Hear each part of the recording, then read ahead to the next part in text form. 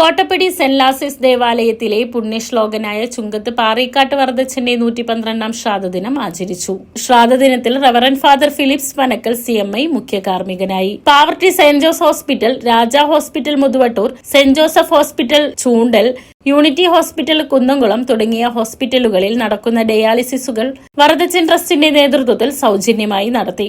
Dialysis ഫണ്ടിലേക്ക് 50,000 രൂപ KPK UAE പ്രവാസി കൂട്ടായ്മ കൈമാറി. വറദച്ചൻ കർമ്മസമിതിയുടെ നേതൃത്വത്തിൽ കാർഷിക വിപണന മേളയും ഒരുക്കിയിരുന്നു. പാചക വിദഗ്ധൻ നാരായണൻ നായരുടെ നേതൃത്വത്തിൽ 20,000 പേർക്കാണ് സദ്യ ഒരുക്കിയത്.